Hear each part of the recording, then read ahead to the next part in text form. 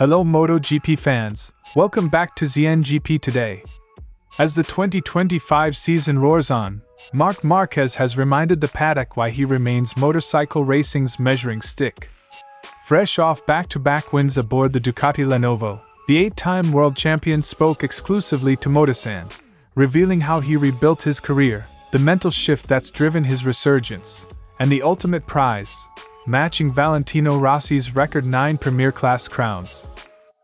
The MotoGP paddock is buzzing after reigning champion Jorge Martin dropped a bombshell, revealing a performance clause that could allow him to leave Aprilia at the end of 2025. Veteran negotiators say they've never seen a deal this remarkable for a rider of Martin's stature, and now the paddock is bracing for a potential transfer saga as big as any in recent memory. After months of speculation, the paddocks of both World SBK and MotoGP are abuzz. Reigning Superbike champion Toprak has reportedly sealed a deal to enter MotoGP with Yamaha in 2026. Sources suggest he'll join the Pramac satellite squad, ride an M1 alongside the factory riders, and bring Red Bull sponsorship with him. His manager promises official news at Mugello, marking the first time a World SBK champion has jumped to MotoGP since Ben Spies in 2010. KTM has confirmed it will compete in MotoGP throughout the 2026 season, but beyond that, the picture remains unclear. CEO Gottfried Neumeister says KTM will evaluate its future from 2027 onward, depending largely on financial feasibility and regulatory changes. The company is optimistic about Liberty Media's entry as MotoGP's new promoter, hoping it will bring fresh momentum, similar to what Liberty has done in Formula One. Don't forget to click subscribe button and the bell icon for MotoGP news update.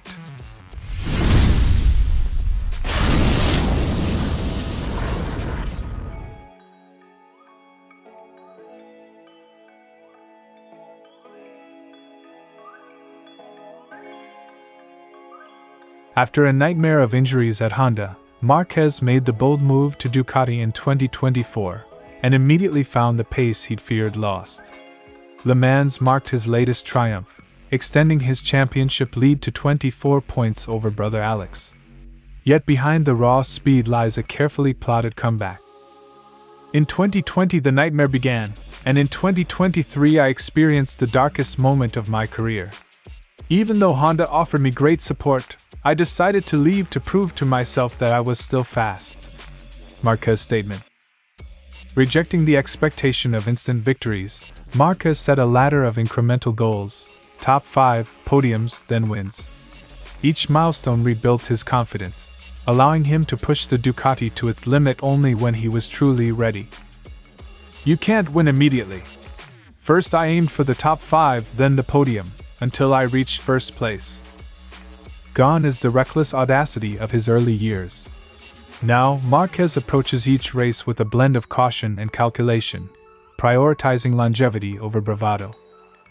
With maturity came awareness.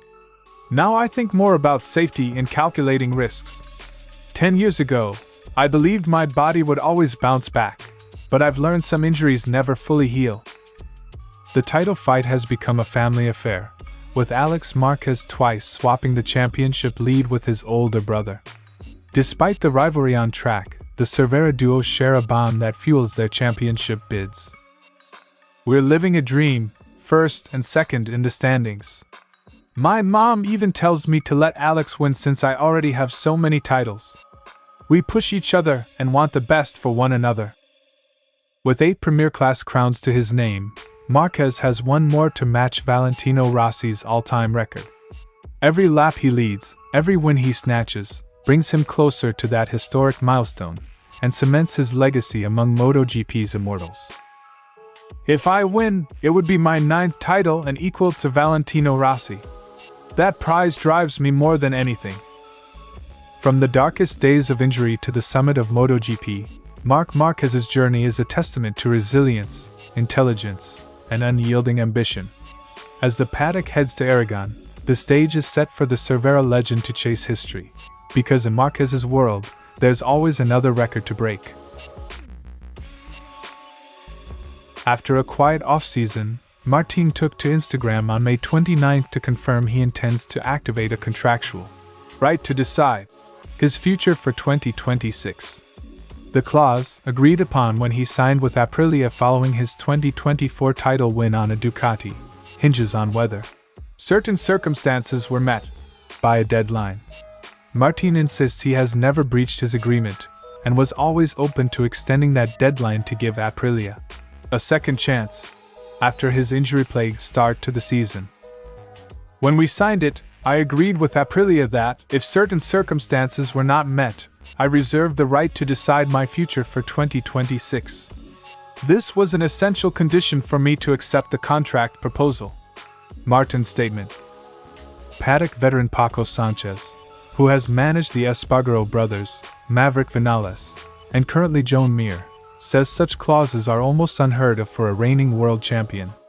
Sanchez told AS that performance-based exit options usually appear only when a team or rider's future is uncertain, such as a manufacturer debuting in MotoGP or a rider returning from a major injury.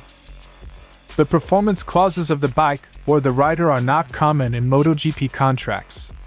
Normally, this type of early termination clause due to lack of competitiveness is included when there are doubts about future performance. But it is not usual to include such a clause for an established rider who is also the current world champion, Sanchez told. Simone Battistella, manager to Andrea Dovizioso and Alvaro Bautista, echoed that sentiment. He warned that unless the clause is clear and transparent, it could lead to a protracted dispute, which nobody wants. I have never handled that type of clause in my contract.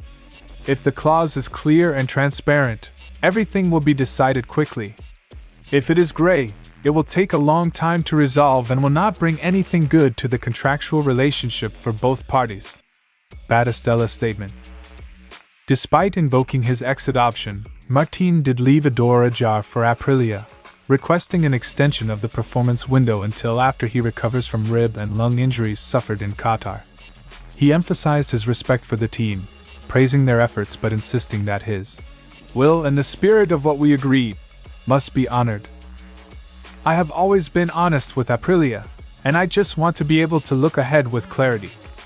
The only thing I ask is that my will and the spirit of what we agreed will be respected. Martin's statement. With Martin sidelined and now potentially free for 2026, every factory is on alert. Honda has publicly stated it won't approach riders under contract, yet this sudden quit clause could open the door for them to make a play. Meanwhile, Aprilia must decide whether to scramble to renegotiate or brace for life without the reigning champion. Jorge Martin's revelation has sent shockwaves through MotoGP's ins and outs. If he departs Aprilia, the 2026 rider market will explode with speculation, especially around Honda's seat. For now, everyone waits as Aprilia weighs its options and Martin recovers from injury. One thing's certain, the paddock's contract drama is heating up just as much as the summer races.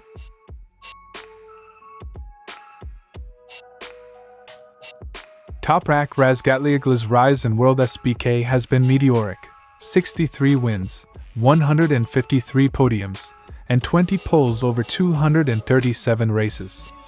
But for months, rumors circulated that he aspired to trade Pirelli tires for Michelin and test his mettle in MotoGP. Now, word is out that Toprak and his manager, Kenan Sofuoglu, have agreed terms with Yamaha for a full 2026 campaign. We've spoken with a total of 5 MotoGP and Superbike factories. We've signed a contract that will make everyone happy. We'll make the announcement in 2 weeks, manager Sofuoglu said. According to insiders, Yamaha has earmarked Toprak for the Pramac team beginning in 2026. That means he'll receive identical machinery to Fabio Quartararo and Alex Rins, an M1 factory spec, while retaining his longtime sponsor, Red Bull. He is expected to replace either Jack Miller or Miguel Oliveira in the Pramac lineup. Toprak's deal reportedly secures him full factory support, plus the same electronics package and aerodynamic upgrades as Yamaha's works riders. The collaboration aims to leverage Toprak's proven ability on production-based machines and help Yamaha refine its M1 development. Toprak's SBK resume speaks for itself. over 60 race victories and multiple titles in 3 seasons. His smooth throttle control, late braking prowess, and fearless style have made the Turkish rider one of the series' most entertaining talents.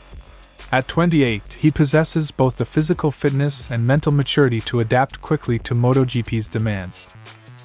Sofuoglu's promise to announce that the Mugello Grand Prix aligns with MotoGP's summer break.